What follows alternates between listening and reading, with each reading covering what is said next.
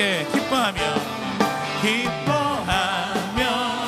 함께 노래 부르리 소리 높여 할렐루야 부르리 주님 앞에 나와 찬양 드리며 우리 주님과 함께 기뻐하리라. 다시 한번 기뻐하며 함께 노래 부르리 소리 높여 할렐루야 부르리 주님 앞에 나와 찬양 드리며 우리 주님과 함께 기뻐하리라. 함께 나의 창조자 나의 구원자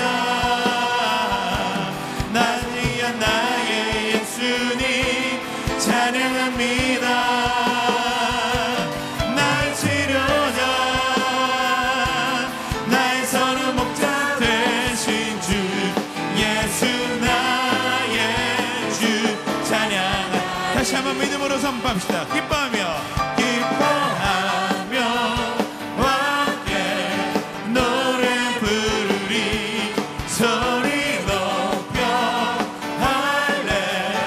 할렐루야 부르리 주님 앞에 나와 찬양 드리며 우리 주님과 함께 기뻐하리라.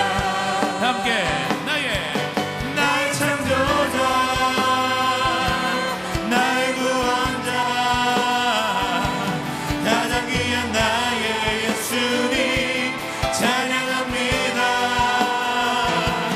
나의 치료자 나의 선한 목자 되신 주 예수 나의 주 찬양. 다시 한번 나의 창조자 나의 창조자 나의 구원자 가장 귀한 나의 예수님 찬양합니다. 나의 치료자 나의 선한 목자 되신 주 예수 나의 주 찬양하리. 함께 영광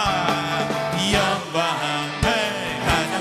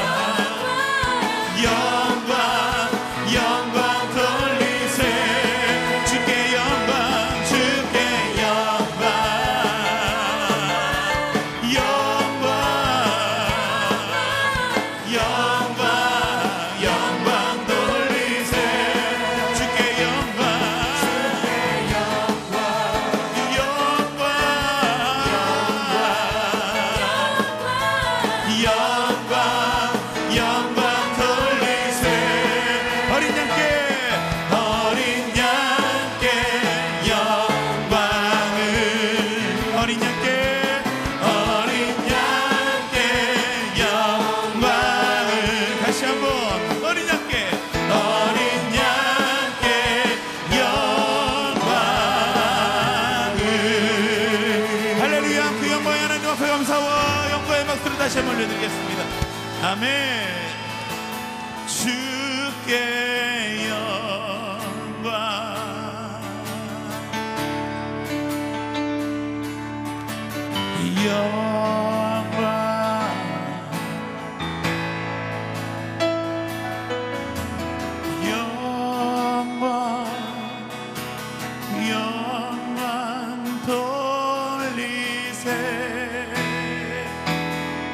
함께 영광 주께 영광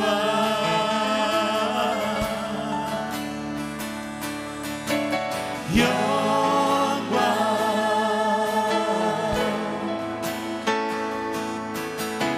영광 영광 돌리세. 우리 다시 한번 오른손을 높이 들고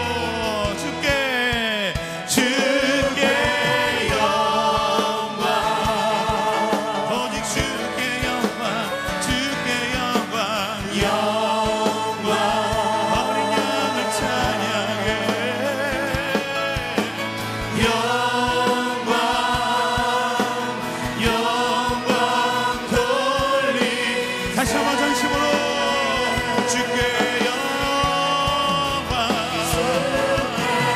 영광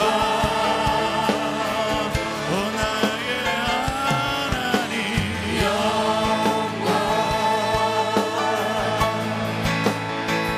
영광 영광 영광 돌리세. 어린 양께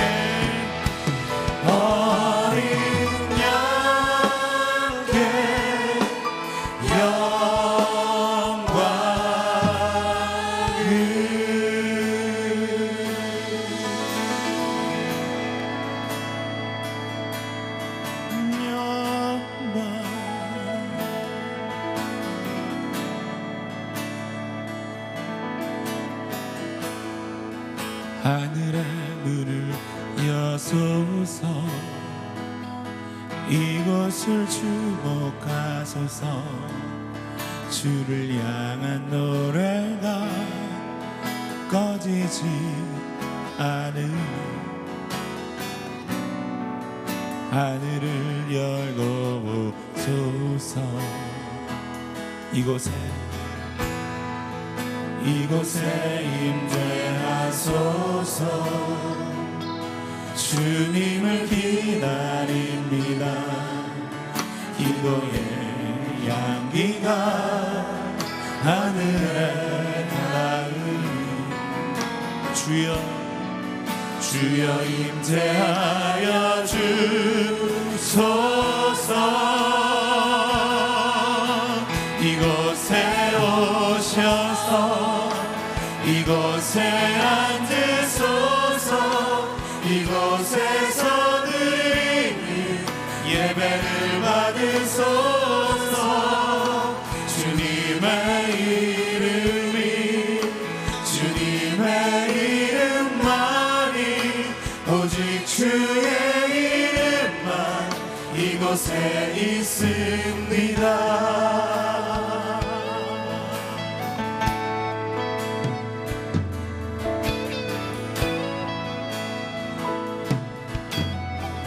우리 다시 한번 믿음으로 고백할까요? 하늘의 문을 여소서. 하늘의 문을 여소서. 이곳을 주목하소서. 이곳을 주목하소서. 주를 향한 노래가 꺼지지 않으니 하늘을 열고 오소서. 아멘. 이곳에 임재하소서. 주님을 기다립니다. 기도의 향기가 하늘에 닿으니 우리 다 함께 두 손을 높이 들고 주여 임재하여 주소서.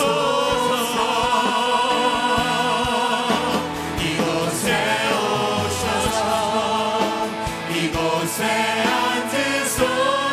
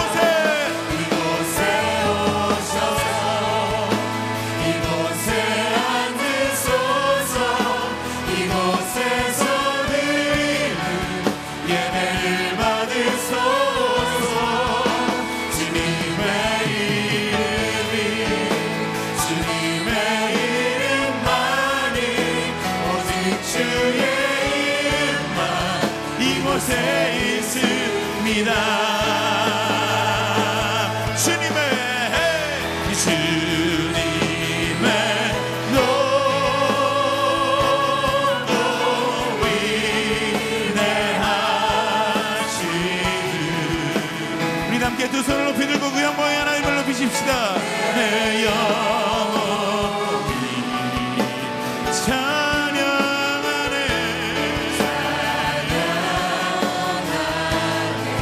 주님의 높고 주님의 높고 위대하신 내 영혼이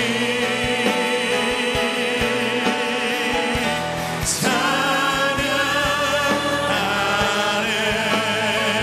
주님의 높고 주님의 높고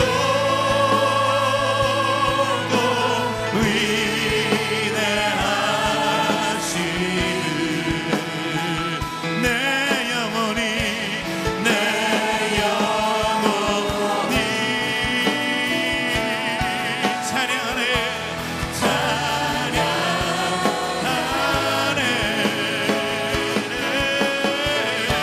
주님의 높고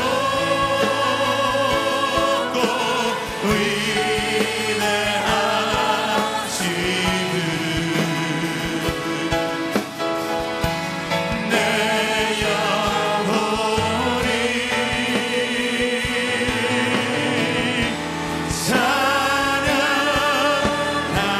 찬양하네. 다시 한번 두 손을 높이 들고 주님의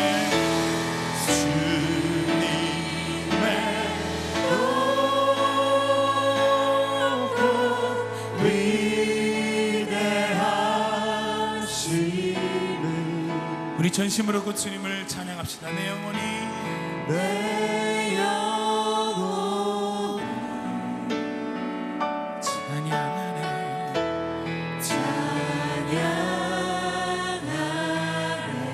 다시 한번 그 보좌에 앉아 계신 그 주님을 바라보시면서 주님의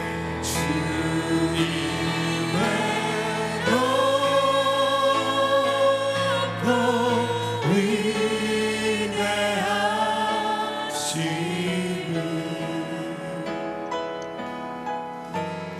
내 영혼이 찬양하네.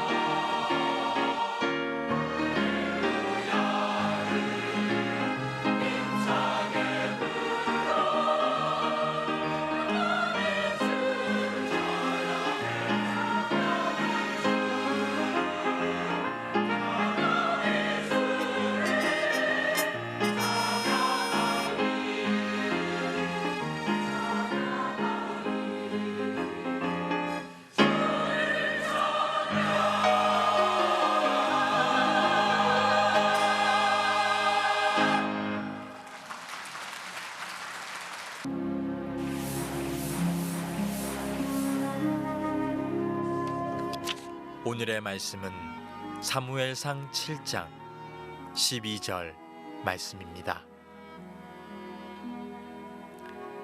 사무엘이 돌을 취하여 미스바와 센 사이에 세워 이르되 여호와께서 여기까지 우리를 도우셨다 하고 그 이름을 에베네셀이라 하니라. 아멘. 최근에 미국의 아마존 서점에서 그리고 한국에서도 번역이 돼서 독자들에게 꾸준한 사랑을 받고 있는 베스트셀러 가운데 다윗과 골리앗이라는 말콤 글래드웰의 책이 독자들로부터 많은 사랑을 받고 있습니다. 이 책은 아주 흥미로운 주제를 다루고 있어서 많은 분들이 이 책을 통해서 현대인들이 살아가는 지혜를 많이 얻고 있습니다. 이 책이 다루는 주제는 언더독에 관한 주제입니다. 언더독이라는 것은 이 사회의 실패자, 부적응자, 소위 갑과 을의 관계라면 을에 속하는 사람들, 이런 사람들을 언더독이라고 하죠. 원래 이 언더독이라는 말은 투견에서 나온 얘기입니다. 개들이 싸움을 하는데 한 마리가 상대를 물어뜯고 그래서 짓밟아서 밑에 깔려있는 그 개를 언더독이라고 하고 위에서 올라탄 녀석을 탑독이라고 합니다. 이 책은 어떻게 사회의 언더독들이 결국은 탑독을 이길 수 있느냐, 그런 사례들을 모아서 소개하고 그런 비유들 또는 방법들을 제시하고 있습니다. 이 책의 내용 중에 글래드웰이 우리가 잘 아는 얘기 하나를 소개합니다. 바로 성경의 얘기가 나오는데 다윗과 골리앗의 얘기가 나와요. 이 다윗 당시에는 전쟁을 할 때 종종 장군들끼리 대표들만 나와서 결투를 벌입니다. 모든 병사들이 보는데. 왜 그러냐면 전면전을 치르면 너무 많은 희생자들이 나오기 때문에 그 피해를 줄여보자라는 의도로 대표들만 나와서 싸워서 그 전쟁의 승패를 가르는 경우가 이 시대는 많이 있었습니다. 지금 우리가 소치 올림픽을 하는데 우리나라 국민들이 다 나가는 건 아니죠. 대표가 나가서 나라의 실력과 수준과 명예를 걸고 싸우듯이 전쟁을 그렇게 했다는 거예요. 블레셋이라고 하는 나라에는 늘 골리앗이 전쟁에 나옵니다. 근데 알다시피 골리앗은 거인입니다. 보통 사람보다 체격이 2배, 3배 되는 큰 체격을 가지고 있고 긴 팔을 가지고 있고 힘이 굉장히 셉니다. 그러니까 그 체격에 맞는 무기나 또는 뭐 그 갑옷 이런 걸 입으면 그 힘이 몇 배로 커지는 거죠. 팔도 길고 힘이 세니까 남들보다 무기도 2배, 3배 긴 걸 쓰니까 상대가 웬만한 사람이 나와가지고 골리앗을 이길 수가 없는 거예요. 1대1로는. 그러니까 모든 사람들이 골리앗과 싸우려고를 하지 않아요. 다 겁을 먹고 도망갑니다. 이스라엘도 마찬가지예요. 골리앗과 전쟁을 하는데 골리앗 앞에 주눅이 들어서 어느 누구도 용감하게 골리앗과 싸우려고 하는 사람이 없습니다. 그때 다윗이 나서게 되지요. 놀라운 사실은 우리가 너무 잘 아는 대로 다윗이 누구도 넘볼 수 없었고 이길 수 없을 것 같았던 골리앗을 이기게 되는 거예요. 근데 말콤 글래드웰은 이 책에서 어떻게 그러면 골리앗이 그 당시에 난공불락으로 여기던 골리앗을 이길 수 있었느냐, 이것을 재미있게 해석을 하는데 글래드웰의 해석은 이런 겁니다. 그동안 골리앗이 모든 싸움에서 이길 수 있었던 이유는 싸움의 방식이 골리앗식 싸움의 방식이었기 때문에 이겼다는 거예요. 다시 말하면 칼을 들고 창을 들고 1대1로 붙는 것은 골리앗식 싸움이에요. 골리앗이 제일 잘하는 싸움이에요. 골리앗과 싸우려면 골리앗이 잘하는 방법에 그 경기 룰에 나가서 칼 들고 싸우니까 골리앗을 이길 수가 없었다는 거예요. 그런데 어느 날 다윗이 골리앗과 싸우는데 골리앗의 방식이 아니라 골리앗의 규칙을 따르지 않고 자신의 규칙으로 싸우는 거예요. 자기의 방법으로. 그게 뭐예요? 물맷돌을 꺼내가지고 이걸 확 픽픽픽 돌려가지고 이 회전력에 의해서 탁 던지니까 이게 급소에 맞아가지고 골리앗이 거꾸라지는 싸움이에요. 그동안 다른 사람들은 골리앗의 방식, 골리앗의 규칙으로 싸웠는데 다윗은 상대의 규칙을 따라가지 않고 자기의 규칙, 자기가 잘할 수 있는 걸로 싸웠기 때문에 이겼다는 거예요. 그래서 글래드웰은 이 책에서 약자일수록, 언더독일수록 자신의 방식을, 자기의 달란트, 자기가 제일 잘하는 걸 발견하고 그 방법으로 싸워야 소위 탑독을 이길 수 있다라는 얘기를 주장합니다. 여러분, 우리는 때때로 나는 저런 사람들을 이길 수 없어. 우리가 이 세상에 많은 강자들이 있습니다. 돈 많은 강자, 권력을 가진 강자, 그리고 우리보다 훨씬 더 뛰어나고 앞서가는 사람들, 치열하게 개처럼 물고 싸우면서 피를 흘리면서 싸움으로 이기려고 하는 그런 사람들과 과연 우리 그리스도인들이 싸워서 똑같은 방식으로 이길 수 있느냐? 없다는 거예요. 어떻게 싸워야 하느냐? 우리의 방식이 필요하다는 거예요. 자, 인생의 고난도 마찬가지예요. 우리가 고난당하는 걸 좋아하는 사람은 아무도 없습니다. 우리 가정이나 내 인생이 고난이 없으면 없을수록 좋은 거지 나는 고난이 있어도 돼라고 말하는 사람은 없습니다. 그런데 우리가 인생을 살다가 고난을 만나면 이 고난이 나를 좌절시키고 나를 힘들게 하고 나를 주춤거리게 하는 요소가 아니라 내가 이 고난 때문에 정금같이 새롭게 태어날 수 있다고 생각하고 고난을 바라보라는 거예요. 이게 글래드웰의 얘기예요. 자, 오늘 우리가 읽은 사무엘상 7장의 내용이 비슷한 주제예요. 오늘 사무엘상 7장에 나오는 얘기는 성도들이 고난을 만났을 때 이 고난을 어떻게 대해야 하느냐, 그리고 어떻게 이 고난을 이길 수 있느냐, 이런 얘기를 하는 거예요. 자, 지금 이스라엘 백성들이 큰 고난을 만납니다. 이스라엘 백성들에게 이 얘기만 들으면 경기하는 트라우마가 하나 있어요. 이스라엘 백성들의 그 트라우마는 전쟁이라는 얘기, 블레셋이라는 얘기, 이 이야기만 들으면 이스라엘 백성들은 완전히 얼음땡이 되듯이 잘하다가도 블레셋과의 전쟁이라는 얘기만 나오면 그 트라우마 때문에, 트라우마라는 건 후유증이죠. 그 전쟁의 후유증 때문에 아무것도 못하는 거예요. 왜? 이미 두 번의 블레셋과의 전쟁을 통해서 이스라엘은 혹독한 고통을 겪어봤어요. 여러분, 이스라엘이 블레셋과의 1차 전쟁, 2차 전쟁에서 졌지요. 단순히 군인들이 패한 전쟁이 아니에요. 전쟁에서 지면요, 남편이 죽고 아버지가 죽고 완전히 한 가정이 몰락하는 거 아니에요? 그리고 부녀자들은 완전히 끌려갑니다. 적들의 놀이객감으로 끌려가고, 그리고 아이들은 노예로 끌려갑니다. 그리고 있는 재산 다 뺏깁니다. 그런 정말 혹독한 재앙과 같은 전쟁을 두 번 겪어서 풍지박살이 난 이스라엘 백성들은 블레셋이라는 이야기, 전쟁이라는 이야기만 들어도 아무것도 할 수 없는 트라우마가 있었다는 거예요. 제가 아는 어떤 분은요, 어릴 적에 개한테 한번 물린 적이 있대요. 그래가지고 다 커서도요, 개한테 접근을 못해요. 우리는 개를 뭐 이쁘다고 쓰다듬어 주기도 하고, 심지어 개하고 막 안고 뽀뽀도 하는 사람도 있잖아요. 그리고 더 좋아하는 사람은 개를 먹기도 해요.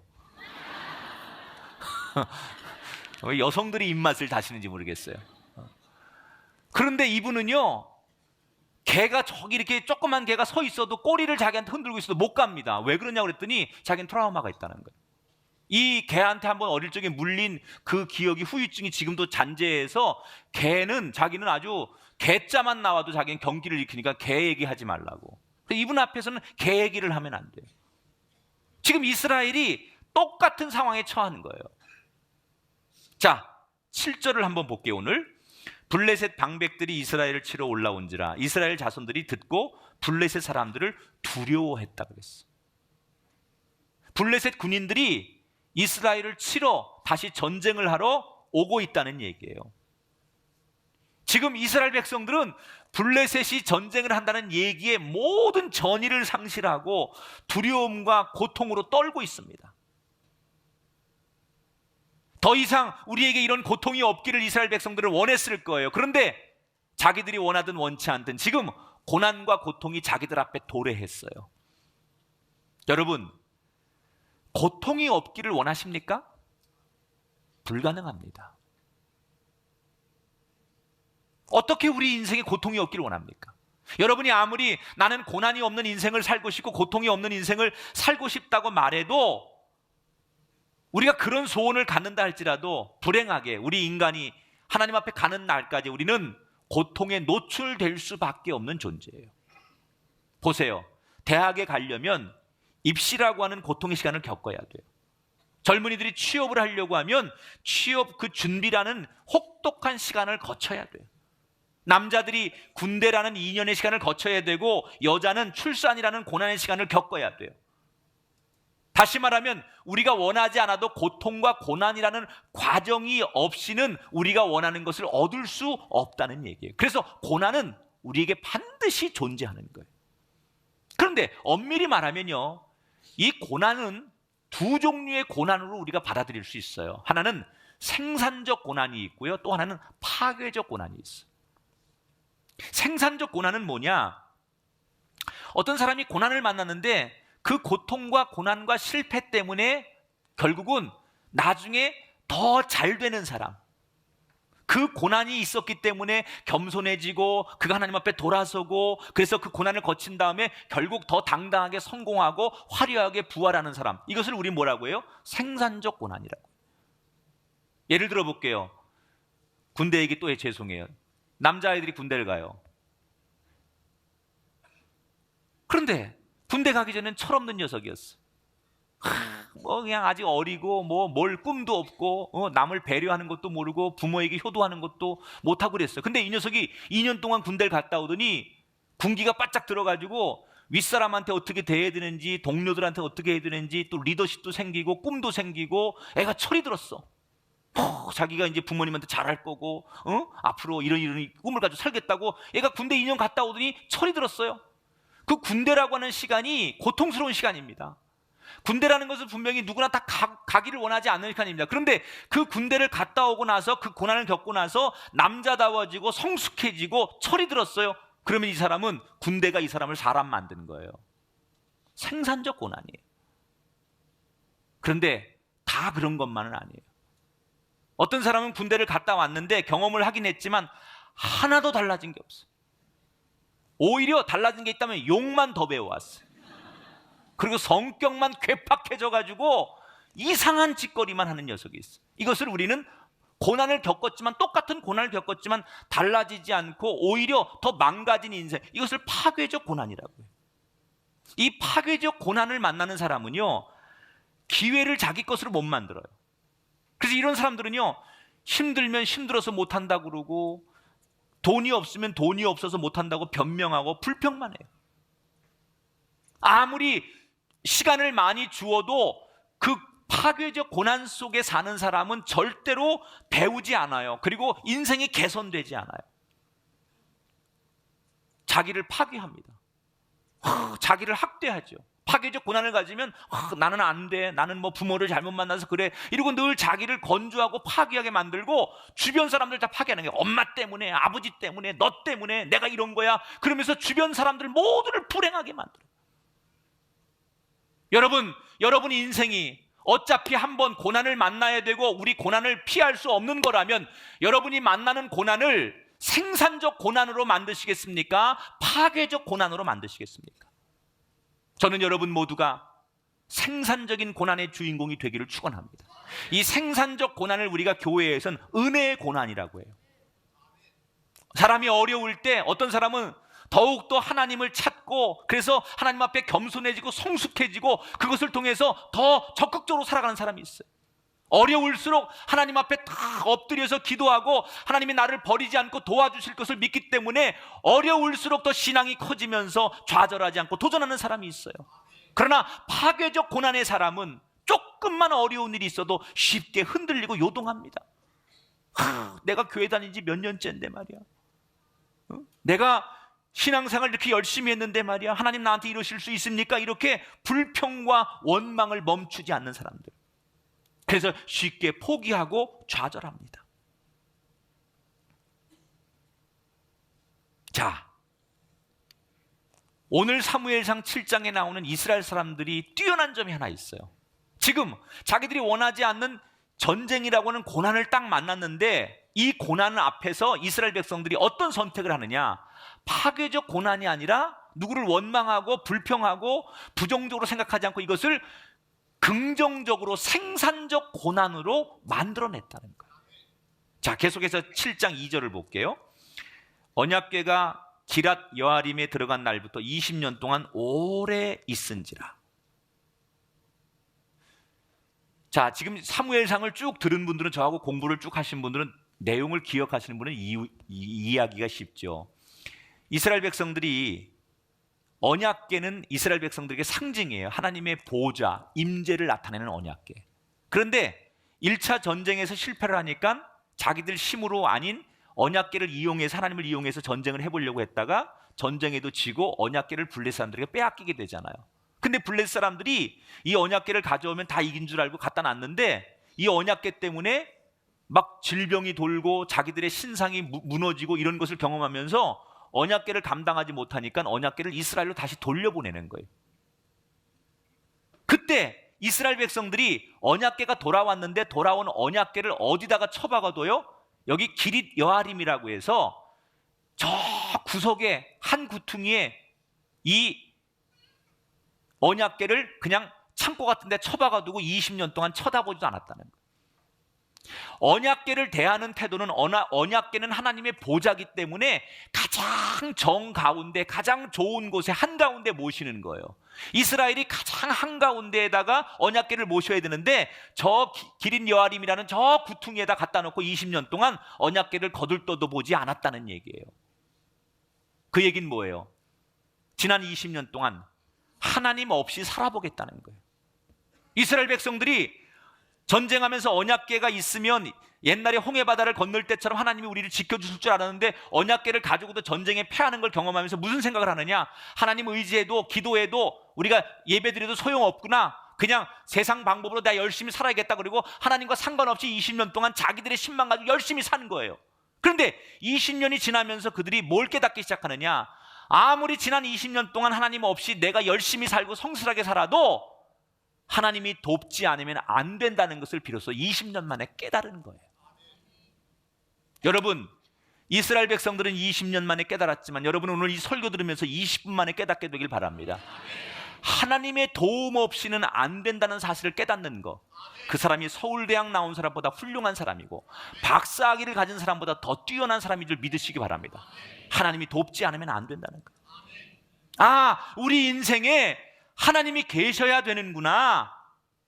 그래서 이걸 깨달았고 이스라엘 백성들이 20년 만에 변화하기 시작했어요. 7장 2절, 20년 동안 오래 있은지라 이스라엘 온 족속이 여호와를, 따라합시다, 여호와를 사모하니라. 어떻게 변화되었다고요? 여호와를 사모했다 그랬어요. 하나님을 거들떠도 보지 않던 이스라엘 백성들이 20년 만에 하나님 없이는 안 된다는 걸 깨달았어요. 영어 성경에는 seek after 이렇게 소개를 합니다. 이 seek라고 하는 말이 구한다 그런 얘기예요. 구한다. 은혜를 구하고 하나님의 은총을 구하는 사람. 요즘 우리가 교회에서 많이 쓰는 그 용어 가운데 구도자라는 말을 많이 써요. 종교인들에게 많이 붙이는 얘기, 구도자. 하나님께서 우리에게 주시는 은혜를 한번 경험을 했어요, 우리가. 그러면 그 은혜를 경험하고 끝나는 게 아니라 그 은혜를 계속 구하고 찾는 거예요. 그 하나님의 진리에 대해서 연구하고 묵상하고 계속 생각하는 거예요. 이렇게 발전 성숙하게 살아가는 사람을 우리가 뭐라고 하느냐? 구도자라고 말한다는 거예요. 이스라엘이 지난 20년 동안 언약궤 없이 지내고 고생하더니 이들이 드디어 어떻게 변했어요? 하나님 없이는 안 됩니다. 그래서 하나님의 은혜가 필요합니다. 하나님의 도움이 필요합니다. 하나님의 보살핌이 필요합니다. 이렇게 하나님을 사모하고 구하는 사람이 됐다는 얘기예요. 지난 20년의 고난이, 두 번의 전쟁의 패배가 이스라엘 백성들을 완전히 새로운 사람으로 변화시켰어요. 자, 어떻게 달라졌는지 구체적으로 볼게요. 3절을 볼게요. 화면 보고 같이 읽을까요? 시작. 너희가 전심으로 여호와께 돌아오려거든 이방신들과 아스타롯을 너희 중에서 제거하라 그랬어요. 제일 먼저 뭘 했어요? 제거했대요. 뭘 제거했어요? 우상을 제거했어요. 여러분 기억하세요. 우리가 달라지길 원하지요. 새로워지길 원하면 제일 먼저 뭐 해야 되느냐? 버릴 걸 버려야 돼. 쓰레기들, 불필요한 것들, 이런 것들을 잘라버리지 않는 한 새로워질 수가 없어요. 지금 이스라엘 백성들이 새로워지길 원해요. 새로운 인생을 사모해요. 그 새로워지기 위해서 제일 먼저 뭐 하느냐? 제거했다는 거예요. 잘라버릴 걸 잘라버리고, 버릴 걸 버리고, 과거로부터 벗어날 걸 벗어나고, 잊어버릴 걸 잊어버리고, 깨끗하게 정리했다는 얘기예요. 그런데 사실 이게 말처럼 이스라엘 백성들이 우상으로부터 우상을 버리는 게 쉬운 일이 아니에요. 지금 이스라엘 백성들은 가나안이라고 하는 곳에 들어가 사는 거잖아요. 이 가나안이라는 넓은 지역에 많은 이방 민족들이 있는데, 그곳에 가서 살려면 장사를 하든 직장을 구하든 농사를 하든 간에 그 지역 사람들과 잘 지내야 되잖아요. 근데 그 지역 대부분의 유지들이나 그 사람들이 다 이방신을 섬기고 있어요. 그러면 생존을 위해서라도 그들이 섬기는 이방신을 인정해야만 그들이 사업도 하고 먹고 살 수 있는 거예요. 그 이방신이, 그 당시 이방신이 어떤 사람들이냐, 어떤 신들이냐? 풍요와 쾌락을 주는 신들이었어요. 그러니까 그 신을 섬기면 나한테 풍요와 쾌락을 준다고 믿는 신이 이방신이었는데, 이러한 신들을 더 이상 이스라엘 백성들이 거절했다는 거예요. 물질적인 여유, 경제적인 풍요, 이런 것을 거절했다는 얘기예요. 그리고 계속해서 그들이 미스바에 모여서 진정한 회개 운동을 일으킵니다. 6절을 보니까 미스바에 모여 물을 길어 여호와 앞에 붓고 그날 종일 금식하고 거기에 이르되 우리가 여호와께 범죄하였나이다. 여기서 두 가지를 주목해야 돼요. 자, 물을 부었대. 미스바에 모여가지고 이스라엘 백성들이 회개하는데 물을 왜 부은 걸까요? 물을 왜 붓죠? 입이 있으면 말을 해봐요. 평상시엔 그렇게 잘 얘기하더니. 여기서 물을 붓는다는 행위는요, 자 보세요. 광야에서 제일 소중하고 비싼 게 물입니다. 그런데 그 제일 중요하다고 여기는 물을 부어버렸다는 얘기는 뭐예요? 더 이상 우리가 세상적으로 중요하게 생각하는 거 의지하지 않겠습니다. 다시 말하면 우리한테 제일 중요한 게 돈이고, 우리한테 제일 중요한 게 사업이고, 우리한테 제일 중요한 게 장사고, 그런데 더 이상 이런 경제적 이득이나 유익에 얽매이지 않겠습니다. 그런 의미로 물을 부었다는 거예요. 제일 중요한 걸 버렸다는 얘기예요. 그 다음에 뭐예요? 금식했어요. 여러분, 먹는 건요, 잘 잡수셔야 돼요. 사람이 생존에 제일 필요한 게 먹는 거예요. 어떤 사람들은 나는 먹는 게 너무 귀찮아, 빨리 죽어야 돼요. 잘 잡수셔야 돼요.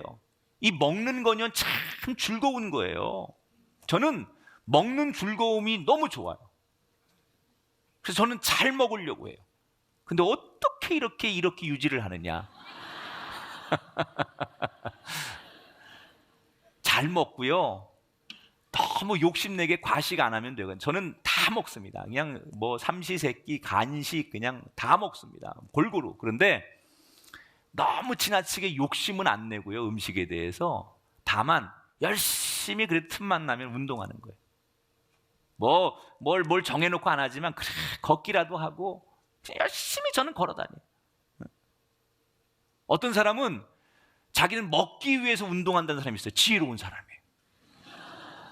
이 먹는 즐거움이 얼마나 큰 건데, 여러분, 어떤 쾌락보다도요, 포만감, 먹으면서 생기는 즐거움은 인생을 행복하게 하는 거예요. 많이 잡수셔야 돼요. 저는 어제도요, 이 머리를 좀 카트하러 가야 되는데 차를 타고 저 중앙동까지 가기가 좀 그래서, 근데 뭐 눈보라가 막 치더라고요. 그래서 우산 쓰고, 저는 그냥 이렇게 뭐 하나 듣고 싶은 게 있어가지고 그걸 듣고서 우산을 쓰고 제 중앙동까지 나가서 걸어갔다 걸어와. 그랬더니 교인들이 날 보고 깜짝 놀라는 거예요. 목사님이 왜 걸어 다니시냐고. 먹고 싶어서. 그렇게 내가 하루 정도 이렇게 열심히 운동하고 나면 저녁에 먹고 싶은 거 실컷 먹는 거예요. 내가 먹고 싶은 거 실컷 먹는 거예요. 왜? 그만큼 운동해서 소모했으니까. 그러니까 이 먹는다는 건 인간에게 참 중요한 거예요. 그 먹는 쾌락, 먹는 즐거움. 근데 이걸 포기하는 게 뭐냐? 금식이에요. 대단한 거죠. 금식이라는 것은 여러분 왜 위대한 거냐? 금식이라는 게 여러분 생존을, 어떻게 보면 생명을 내놓고 기도하는 거고, 자기에게 가장 원초적인 욕구, 포만감, 즐거움, 이것을 다 절제하는 게 금식이기 때문에 금식이 위대한 거예요. 지금 이스라엘 백성들은 우상이 주는 경제적 풍요와 이익도 버립니다. 육신에 먹는 즐거움과 욕망도 절제합니다. 이건 뭘 말하는 거냐? 회개를 말로만 하지 않았다는 거예요. 적당히 회개하고 형식적으로 회개하고 끝나지 않았다는 거예요. 철저하게 회개했다는 거예요. 그동안 하나님 없이 살고 내가 교만하게 살고 우리의 신만 믿고 살았던 것 용서하여 주시옵소서, 다시는 안 그렇게 살겠습니다라는 자기들의 진정한 회개, 마음속에서 우러나오는 회개를 그들이 하나님 앞에 보여주는 거예요.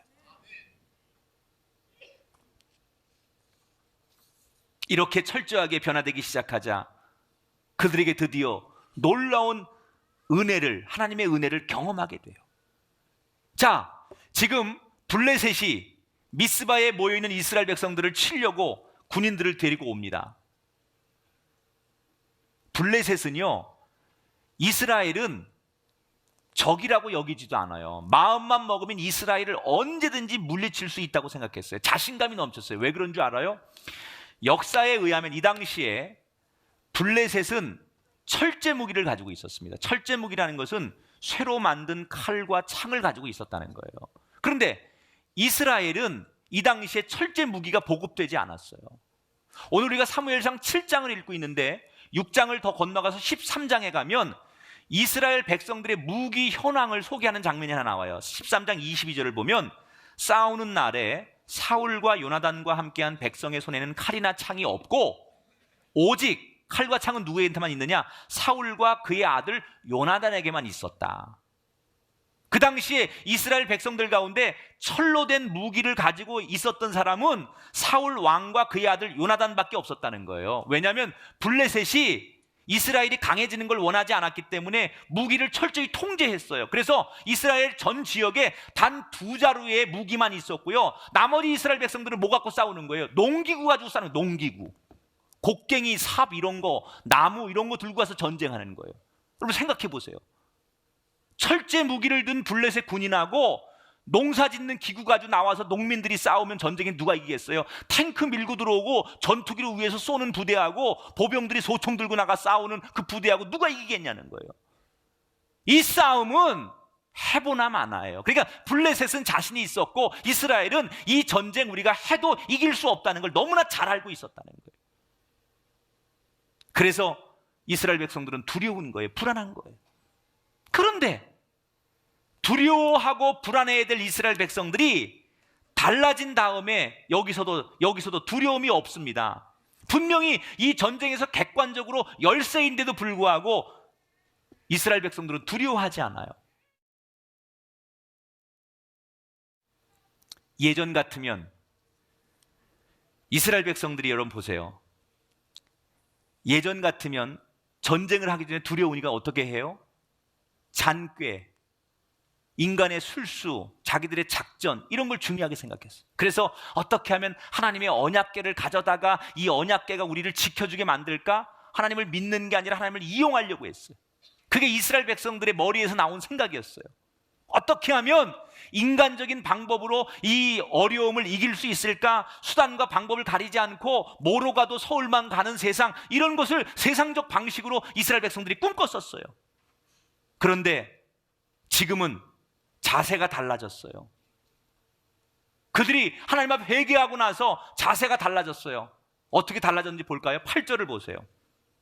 이스라엘 자손이 사무엘에게 이르되 여호와께 쉬지 말고 부르짖어 우리를 블레셋 사람들의 손에서 구원하시게 하소서 하니 온전한 번제를 여호와께 드렸다 그랬어. 옛날 같으면 기도하는 거 소용없다고 생각했습니다. 예배 드리는 거 소용없다고 생각했습니다. 인간적인 생각과 세상적인 방법을 동원했을 겁니다. 그런데 이들이 달라졌습니다. 어떻게 해요? 기도하고 예배를 드립니다. 하나님만 의지합니다. 그냥 기도하는 게 아니에요. 금식하며 기도합니다. 온전히 예배했다. 온전하게 여호와께 번제를 드렸다 그랬어요. 과거와는 완전히 달라졌어요. 고난을 당하고 나서, 그들이 고통을 당하고 나서 완전히 생산적 고난으로 이들의 인생이 달라졌어요. 그렇게 진짜로 진심으로 그들이 생산적 고난으로 달라지니까 하나님께서 이스라엘 백성들을 어떻게 축복하시는가 보세요. 9절에 보니까 여호와께 부르짖으며, 따라합시다. 여호와께서 응답하셨더라. 할렐루야. 하나님께서 부르짖는 이스라엘 백성들의 기도에 응답하시고 그들을 도와주셨다는 거예요. 사랑하는 여러분, 다윗이 골리앗의 방식이 아닌 자기만의 방법으로 싸웠듯이 지금 이스라엘이 블레셋의 방법이 아닌 자신들의 방법으로 기도하고 예배하고 싸웁니다. 그랬더니 전쟁에서 이기더라는 거예요.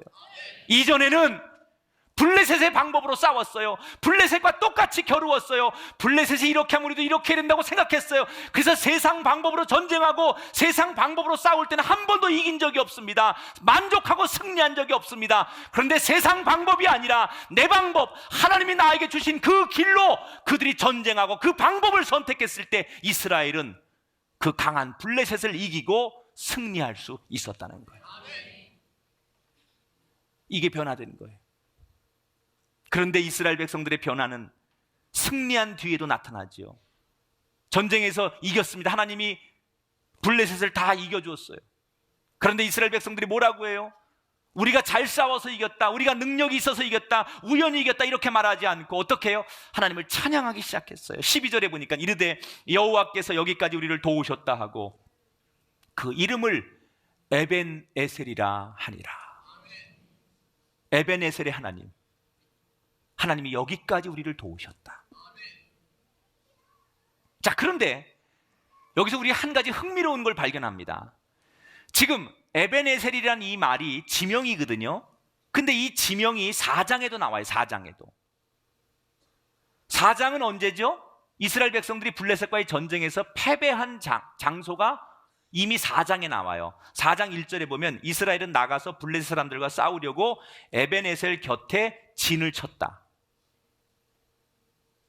똑같은 에벤에셀인데 4장에서는 이스라엘 백성들이 전쟁에서 졌습니다. 그런데 똑같은 에벤에셀인데 오늘 7장에서는 그들이 이겼습니다. 뭐가 차이가 나오는 겁니까? 4장에서의 에벤에셀은 이스라엘의 신앙이 가짜였어요. 하나님을 이용하려고 했어요. 언약궤를 전쟁터에 끌어다 놓고 승리하려고 합니다. 이건 하나님을 믿은 게 아니라 하나님을 이용하려고 하는 거죠. 그래서 부패한 제사장 흠니와 비느하스가 전쟁터에서 죽고 이 두 아들이 전쟁터에서 죽었다는 얘기를 듣고 엘리 제사장 아버지가 그 소식을 듣고 쓰러지면서 목이 부러져 죽고 그때 때마침 며느리가 아기를 낳는데 자식의 이름을 이가봇이라고 졌죠. 하나님의 영광이 우리를 떠났도다. 저주의 이름을 졌어요. 그 당시 이스라엘은 하나님을 믿는 게 아니에요. 하나님을 이용하려고 했기 때문에 그 가짜 신앙이 결국 이가봇으로 끝났다는 거예요. 그런데 지금 7장에서 뭐가 달라진 거예요? 전쟁의 트라우마를 겪은 이스라엘이 다시 전쟁의 위협을 겪게 되었을 때 이스라엘은 하나님을 따르게 돼요. 4장에서 그들의 신앙이 가짜 신앙이었다면 7장은 진짜 신앙으로 바뀌었어요. 풍요와 욕망을 다 내려놓았습니다. 경제적 이익과 유익을 주는 우상들도 다 버렸습니다. 그리고 하나님 앞에 온전히 금식하고 욕망을 절제합니다. 온전하게 예배드립니다. 다시 말하면 하나님을 이용하는 게 아니라 하나님을 따르기 시작했다는 거예요. 그랬더니 하나님께서 그들에게 패배가 아닌 승리를 주셨다는 거예요. 이스라엘 백성들은 이 역사를 한마디로 뭐라고 해요? 에벤에셀이라고 표현합니다. 사랑하는 여러분, 나는 우리 꿈의 교회 성도들 가정과 인생의 금년에 이 에벤에셀의 하나님을 찬양하게 되기를 축원합니다. 에벤에셀의 하나님, 하나님이 여기까지 우리를 도우셨도다. 여러분, 언젠가 우리 인생의 끝에서 우리가 이가봇을 만나든지 에벤에셀을 만나든지 둘 중에 하나를 만나야 되는데, 저는 여러분의 인생이 이가봇으로 끝나는 인생이 아니라 에벤에셀의 하나님을 만나는 인생으로 마무리되기를 주 이름으로 축원합니다. 가짜 신앙, 적당히 예수 믿는 것 가지고 되는 게 아니라는 거예요. 내가 오늘 교회 나왔고, 내가 교회에서 직분자 내가 되었고, 내가 하나 교회에서 오늘도 멤버십을 가지고 있으니까 나는 신앙인다, 이거 가지고 되지 않는다는 거예요. 내가 온전히 하나님만을 따르고 이 어려운 세상에, 유혹 많은 세상에, 골리앗 방식이 난무하는 이 세상에 나는 그래도 여전히 하나님의 방식을 따르겠다고 믿음과 기도와 온전함으로 살아가는 사람에게 하나님은 에베네셀의 축복을 허락하신다는 거예요. 여러분, 우리가 어떻게 세상에 돈 많은 사람들 이길 수 있겠습니까? 수단과 방법을 가리지 않고 싸워서 물고 물 뜯으면서 피 흘리면서 승자가 유리한 것에 익숙해 있는 세상을 우리가 무슨 방법으로 이기겠어요? 목사가 세상에 나가서 똑같이 그들과 싸워 이길 수 없잖아요. 목사가 그들을 이기는 방법은 내 방식으로 싸우는 거예요. 그들은 주먹으로 싸우고 돈으로 싸우고 권력으로 싸워도 우리는 하나님의 법으로 싸우는 거예요. 그럴 때 세상을 이기는 거예요. 그럴 때 골리앗이 무너지는 거예요. 그럴 때 블레셋이 두렵지 않은 거예요. 여러분의 축복이 이 축복되기를 주의 이름으로 축원합니다. 여러분에게 가족을 주시고 남편과 아내를 주시고 부모님과 자녀를 주셨습니다. 지금의 직장과 지금의 학교를 주셨습니다. 다 하나님의 이끄심입니다. 모두 다 이 모든 것들 에베네셀의 하나님임을 고백하시기 바랍니다. 혹시 여러분 조금 잘 되는 분들 있으면 절대 교만하지 마십시오. 하나님이 이끌어 주셨으니까 내가 잘 된 겁니다. 하나님이 이끌어 주셨으니까 내 자녀가 잘 된 겁니다. 하나님이 이끌어 주셨으니까 내가 건강한 겁니다. 그래서 에베네셀의 하나님만 찬양해야 돼요. 말씀을 마무리합니다. 기독교인에게 에베네셀의 하나님은 너무 중요해요. 여기까지 인도하신 하나님. 그러나 한 가지를 더 고백할 수 있어야 돼요. 여기까지 나의 삶을 인도하셨지만 앞으로도 여전히 내 삶을 인도하실 하나님, 그 하나님을 우리는 여호와 이레의 하나님이라고 해요. 할렐루야. 여러분 모두에게 에베네셀의 하나님을 넘어서서 여호와 이레의 하나님을 만나게 되기를 축원합니다. 상대가 아무리 강해도, 내가 이길 수 없는 조건을 가졌어도 나만의 방식으로 싸워 나가는 자에게 하나님은 당당하게 그 세상 한복판에서도 이기게 만드신다는 거예요. 뭐로 가도 가는 서울은 서울이 아닙니다. 수단과 방법을 가리지 않고 1등하는 건 1등이 아닙니다. 여러분, 그건 세상의 방식입니다. 우리는 우리만의 방식이 있어야 돼요. 누가 뭐래도 나는 하나님의 법을 따르리라. 이 믿음을 가지고 여러분에게 블레셋이 두렵지 않고 다윗이 골리앗을 이긴 것 같은 놀라운 언더독이 승리하는 기적의 역사가 우리 가운데 임하게 되기를 주님의 이름으로 축원합니다.